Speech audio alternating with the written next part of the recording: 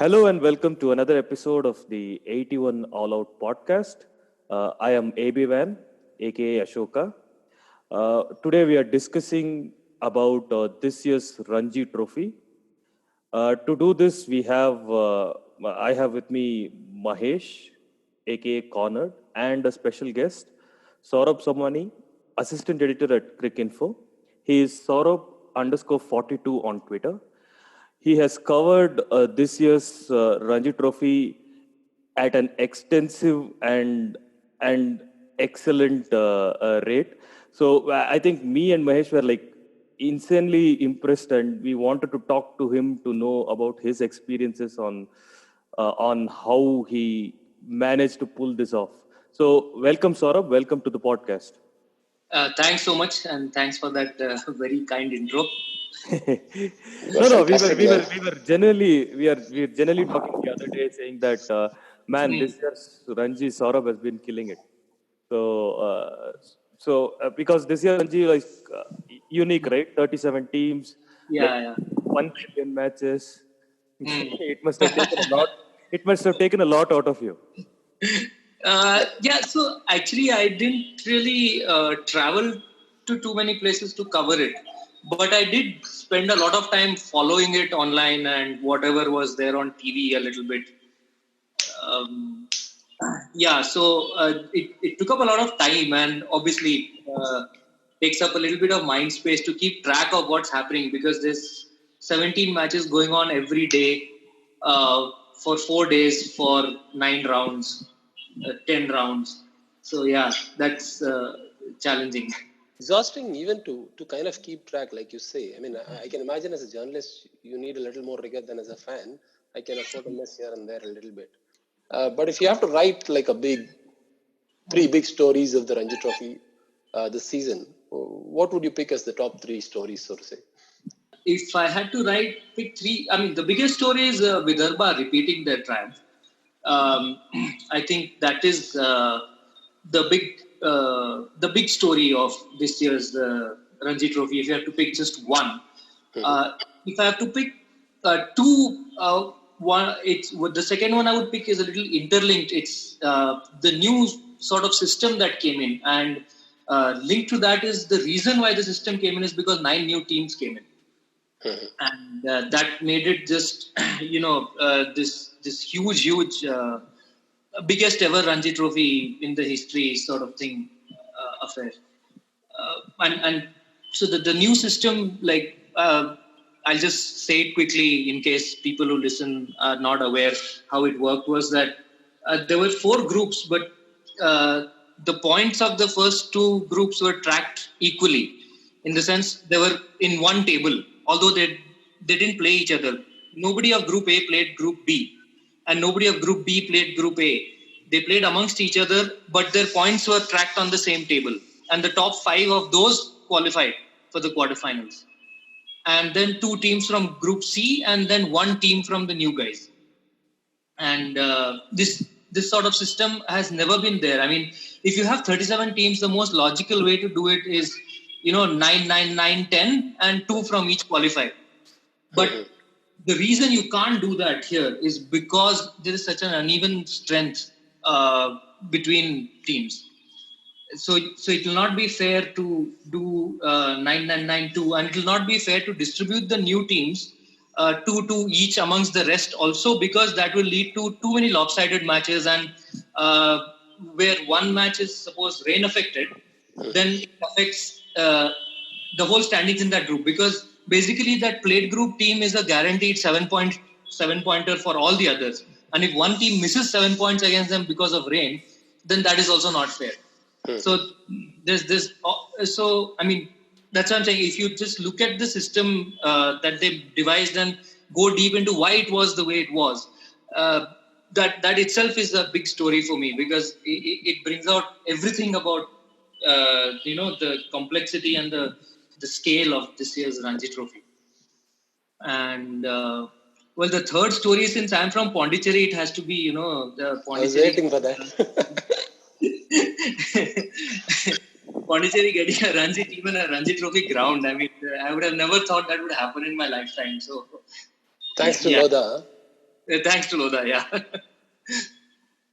Good. So, did you manage to cover quite a few of the Puducherry matches, or? Yeah, so I did. I went for as many as I could there, and that's how I could, get some stuff on the new teams also. And the good thing about the new teams is all of them have a fascinating story. So, yeah, So it's almost. how do you see this expansive format? I mean, of course, it's partly forced by the Lodha committee's recommendations, but is it a progress that we would have anyway made, and we should be here? In the sense, do you see this format sustaining? See, I would hope that this format doesn't sustain, because that will mean that the parity between the teams is a lot more equal, and you don't need this sort of convoluted format anymore. I think this is just force of circumstance that you have 9 teams who are clearly not equal to any of the existing others. And then even amongst the 28 others, you have different levels, because even amongst the 28 others, we had played an elite not so long back. And there was a stark difference between themselves. So it's a function of, the drastic levels of difference between the top tier teams, mid tier, and then the lower tier teams. So is this a function of the number of teams this year, or are you saying that a tired system may be a better way to go about this? See, I think a tired system is definitely a fairer way. But one thing about a tired system is, okay, just. No, I mean, if you build in a relegation kind of thing, would that make it better? So by relegation, you mean that there will be, let's say, 25 teams at the top and the other 12 in another group or something like that? Yeah, something like that. Or 20, 15 or some 37, right? So 20 to 15 or something like that. Right. So the thing is, I think that would be inherently a fairer competition. But what you're telling those 15 teams in the bottom is that at the start of the tournament itself, they have no hope of winning the Ranji Trophy. Or are you saying that they have a pathway, like they can qualify from there and then reach the quarterfinals? Yeah, but see, the point then is like you are anyways there is a quality difference between the top tier and the new teams, right? So instead of doing a 37 people fighting for one trophy, the top 22 people get to play for the trophy, while the bottom 15 try to get the top 3 slots. Like the 3 people from the bottom tier qualify for the next year. Whereas the 3 people who are down in the 22 do not get to play the next year. So correct. No, I understand what you're saying, and I'm saying, I think inherently, I mean, in a cricketing sense, that would be the fairest system because of the difference in quality that is there between teams. But I don't know if it's the right word, but in an ideological sense, is it something you want to do that for a Ranji Trophy, which has been there uninterrupted since 1934, without stopping for a world war also, and where every team has had the theoretical chance of winning the Ranji Trophy, which is also how like a Rajasthan won it, for instance. Do you want to put a stop to that?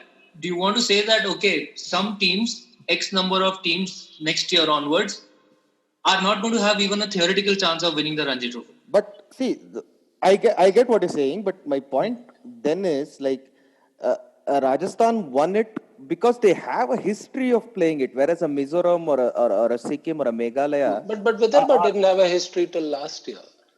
So yeah, but they were a part of the setup, right?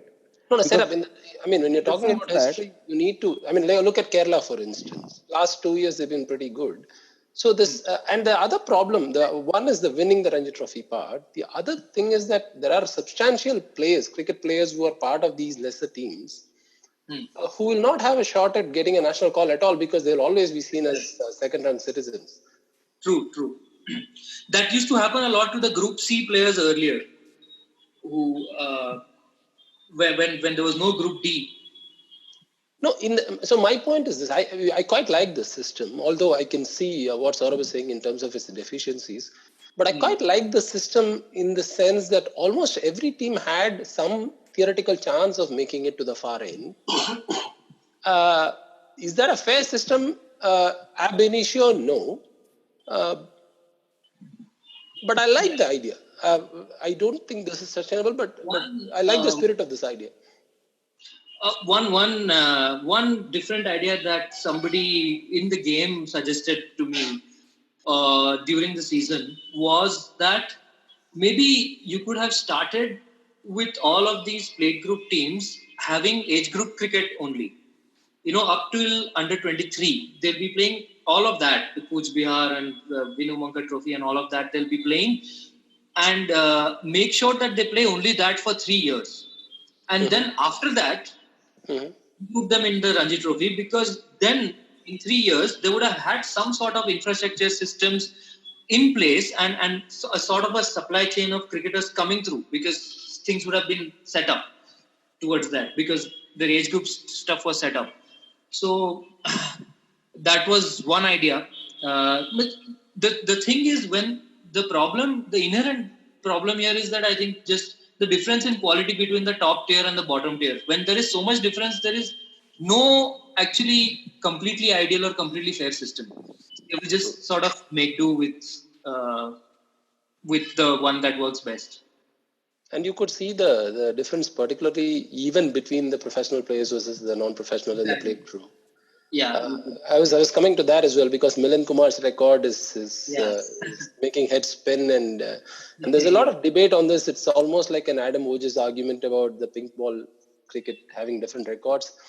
Although I thought that was stupid, but there is a lot of relevance to this. Did you watch any of Milind Kumar's innings live? No, I couldn't watch a single one because none of the plate group matches were either on Hotstar or televised, and I couldn't go. And Sikkim didn't come to Pondicherry, so I couldn't watch. Yeah. Okay. But I did see you had interviewed him at some stage, is it? I did. I spoke to him over the phone. Yeah. Okay. So what is your sense? Do you think these plate records should have like an asterisk against them? Should they be not regarded as first-class records, or? No, I think not regarding them as first-class records is harsh. The asterisks we don't need to put, because my sense is it will anyway be there. Whenever people talk about it, they will always add but it was in the plate group, but it was against these guys. I don't know how it will be looked at 30 years down the line, but whatever is being documented about Milind Kumar's season has all of these, disclaimers added in. But Saurabh, the other sense of these kind of stories like Milind Kumar, Yashpal Singh, even Tarwar Kohli is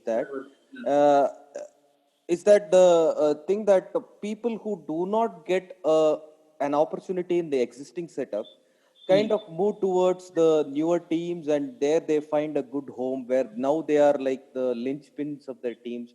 And it is more of a lateral career move than an aspiration towards records, right? It is also that story.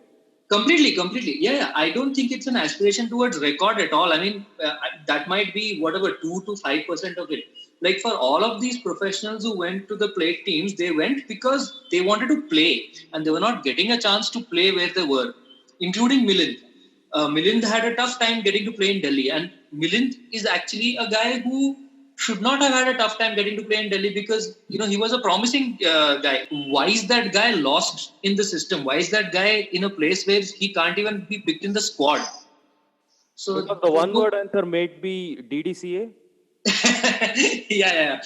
I mean, I was just saying, like in terms of a general thing that so a guy like that will definitely move to a team where he finds a place to play. Let's talk a little more about Vidarbha, because they've had a phenomenal season. Yeah. I mean, I was reminded of the tweet that Faiz Fazal had put up after the team for Australia was selected, where he put a very caustic tweet saying, I'll get back to playing Ranji Trophy or something like that. Obviously, kind of hinting at the fact that he's disappointed, not even being like in the reckoning of things for national call.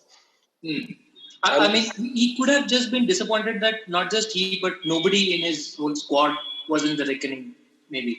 Yeah, that's true.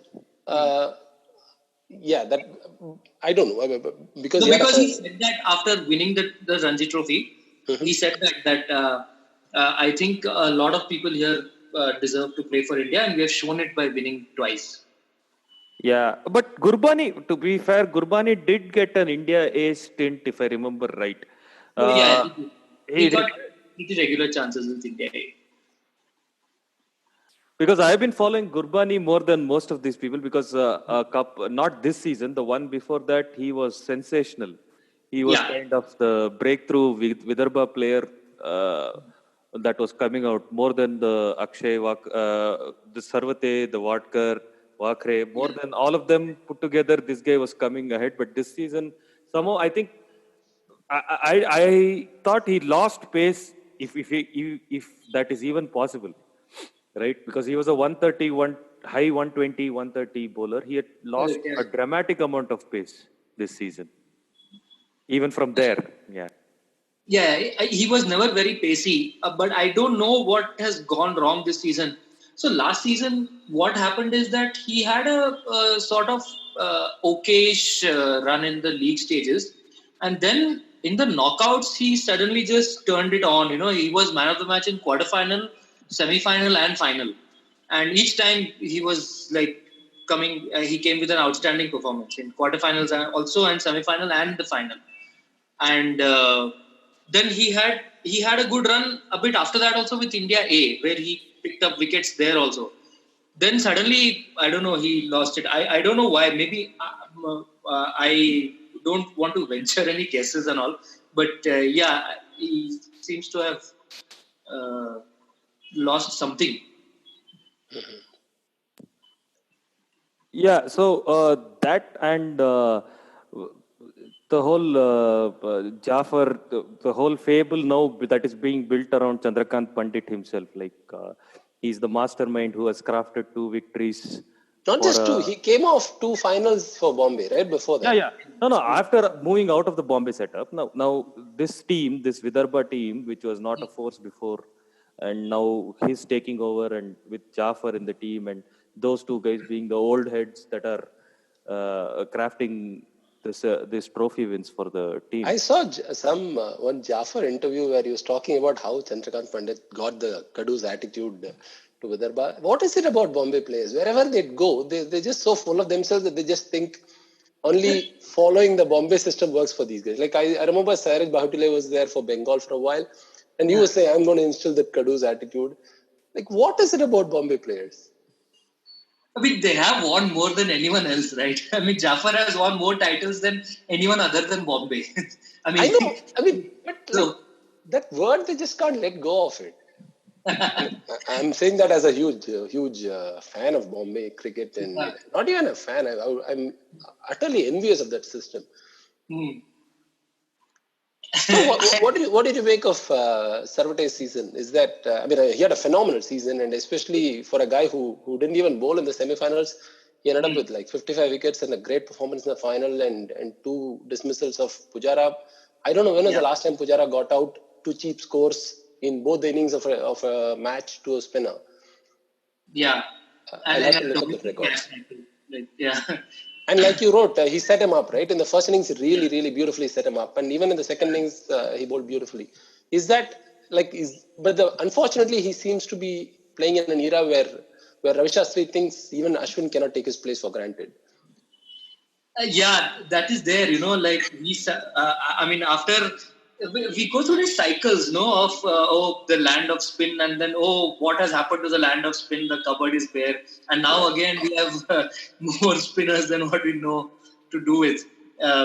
Yes, Sarvate definitely. See, I think India A should be guaranteed for Sarvate. Given the season he has had, India A has to be guaranteed. Although you can never say because Jalat Saxena had a couple of seasons like that and he never got into India A. He's gotten him now, but hopefully winning the championship makes a difference. So Sarvate will get his chances. Breaking into the Indian team. Yeah, I mean, so much depends on luck and all there, no. But at least I think he needs to get on all the India A tours as the one of the first choice spinners.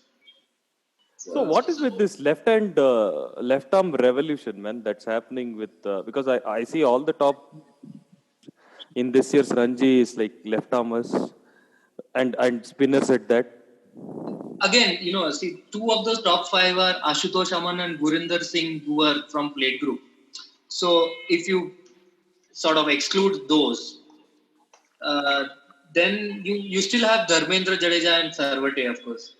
Uh, so I think I asked both of them this, like why is it that left armers are getting? So he said I think it's just because of the angle and because most batsmen are right-handers and because we get more of a rough to work with, and that's it. It's nothing more complicated than that.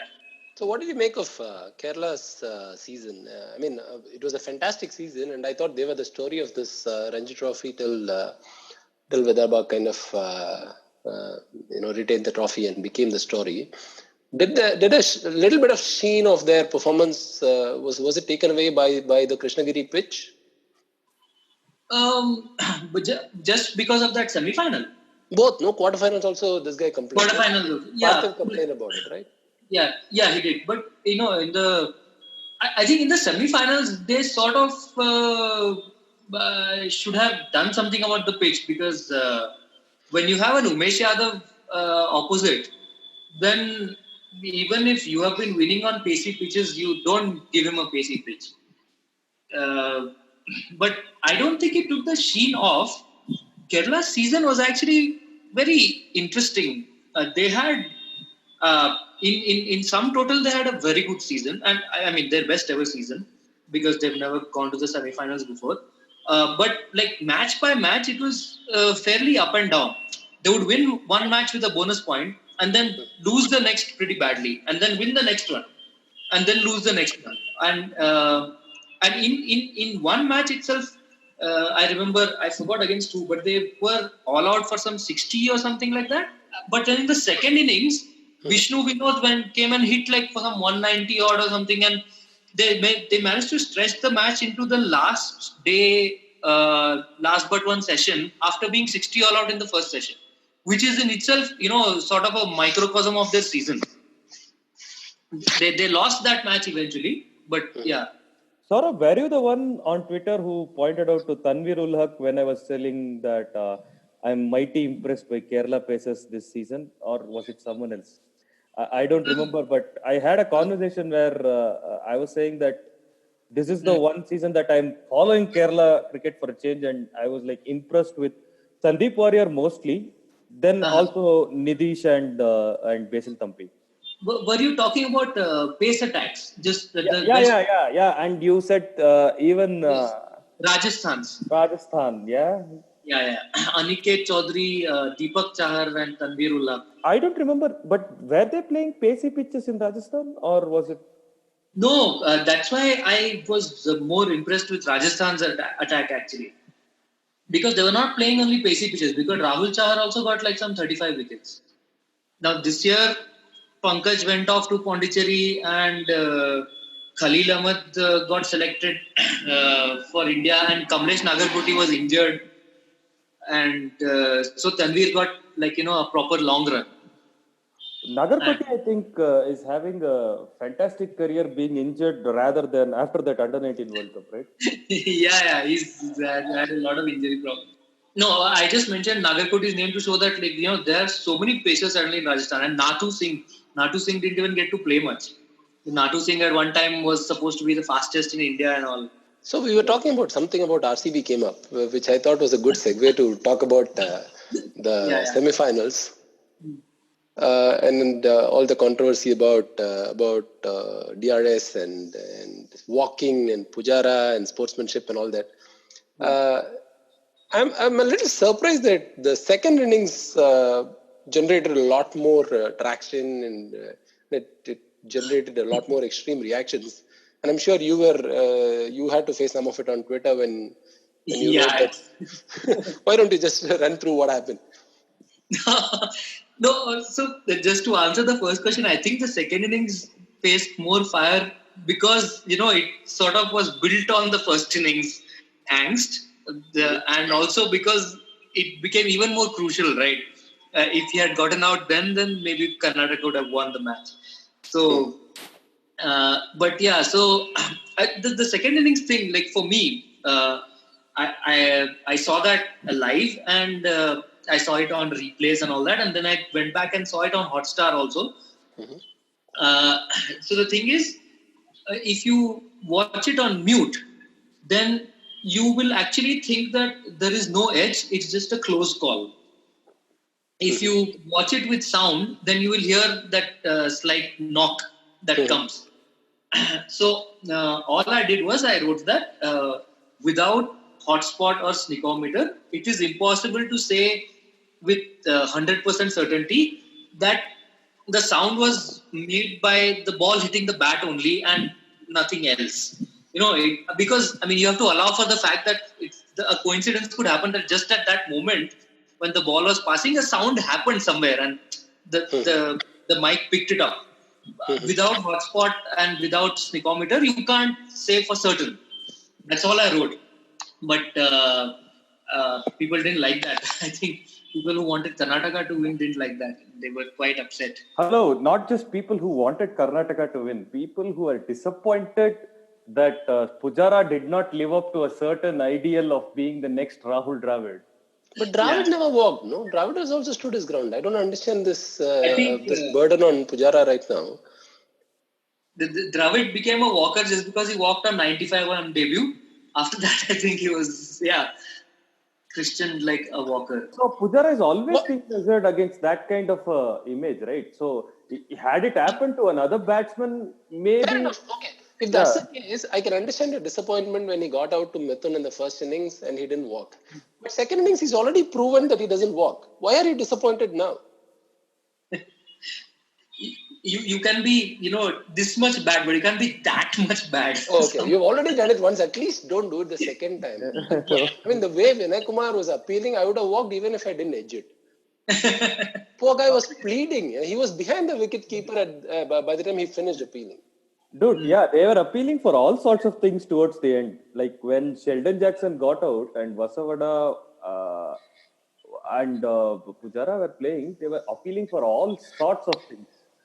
Because by then they realized, okay, this is not happening. Might as well get one back by appealing louder. Yeah, true. I need to know you apply all your journalistic wisdom and tell me, what is the logic behind... shouting, screaming RCB in a Karnataka match? I really don't know, man. And so I got some hate on Twitter for that also, because I pointed out that there was not a single RCB player actually involved in the match, a current RCB player. In the whole squad, in the 15 of Karnataka and in the 15 of Saurashtra, there was... None of them were in the current RCB squad. So I don't know why they were chanting RCB. And anyway, it makes no sense to chant RCB at a Ranji Trophy or a test match. You want an RCB chant when the IPL is going on. It's great when an IPL is going on, when an IPL match is going on. But it just sounds a little off to me when a Ranji match or an India test match is going on. One other point I want to kind of talk about is this influence of IPL auction, which happened midway through the tournament. And there were quite a bit of chatter about the passages of play around the auction time, just before the auction time, saying somebody's auditioning for the auction or something like that. Do you see that as a problem, as a mainstream problem, or just one of those little things that just happens and you can't control it? See, I think this year it's just that the auction happened earlier, right? Otherwise, it generally happens after the season is over, because it happens or it happens after the season is over or when it's ending. This year it happened in December. Otherwise, it's in February or something. Yeah. And which is when it should. I think the auction should happen after Syed Mushtaq Ali.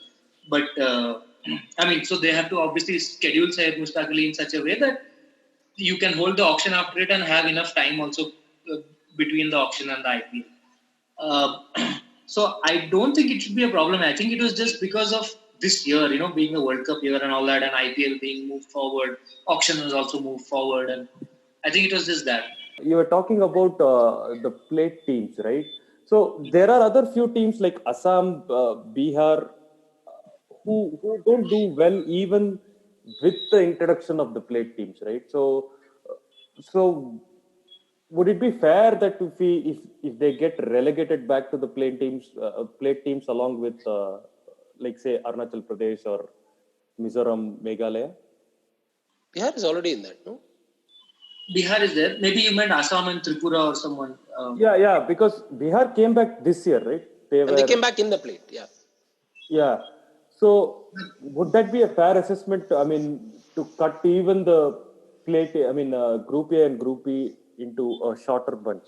Like one of the coaches was telling me that any system you come up with will have like some plus points and minus points for it. But we have to stop changing the system so much because every year you have a different qualification system.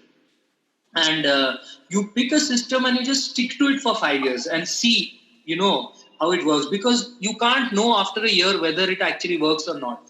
Like before this, they had, 7 teams each of 28 teams divided into 7 each, 4 groups. And then before that, the 28 teams were 9, 9, 10, I think.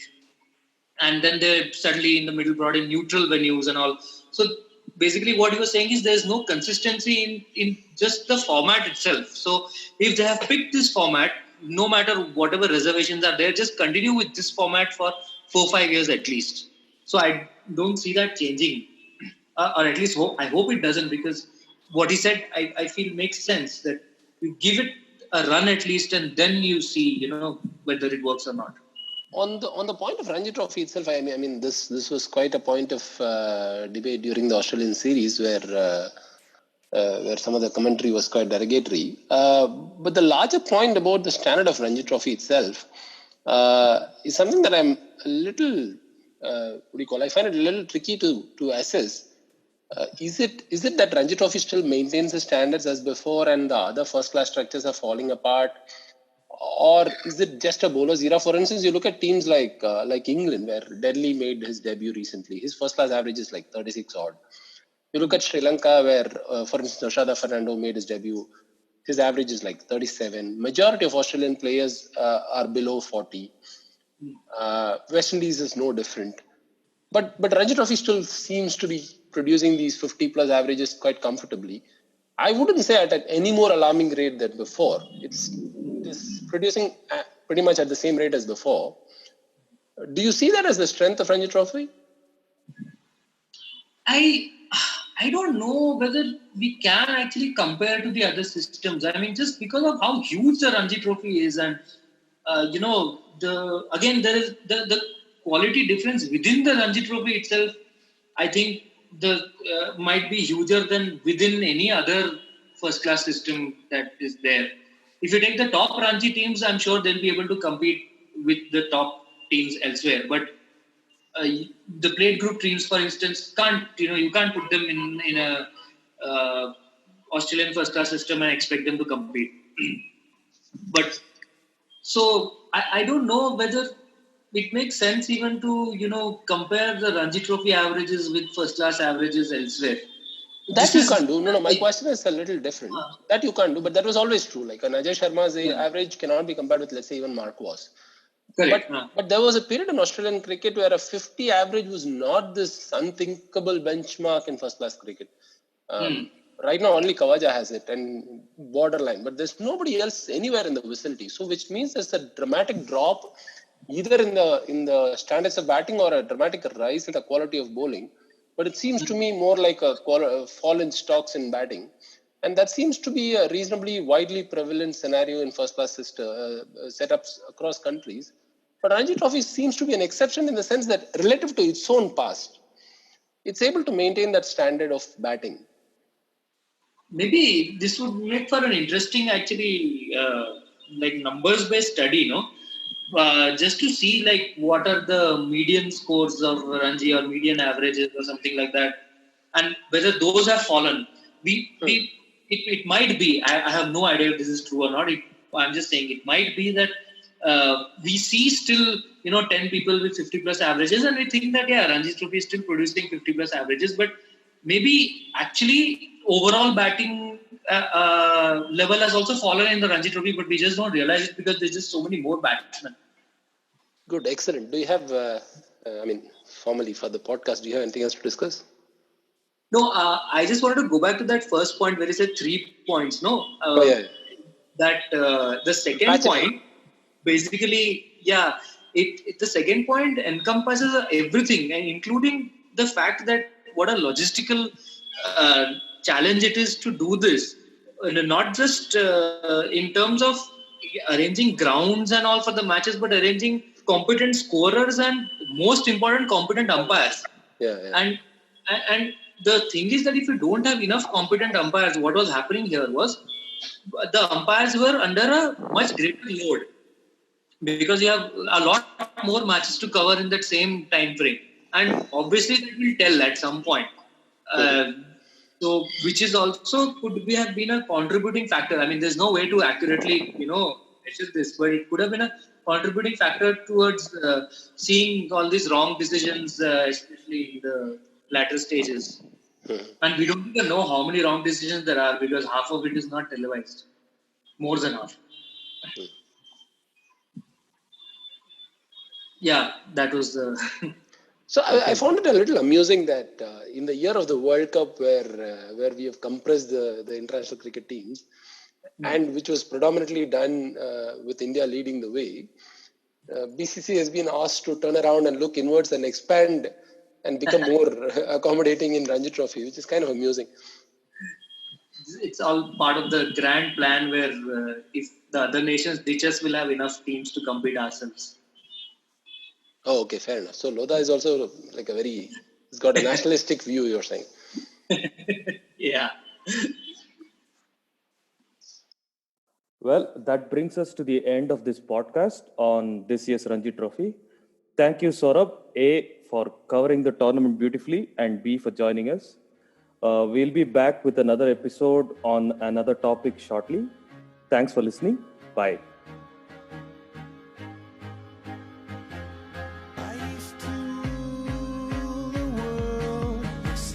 Rise when I gave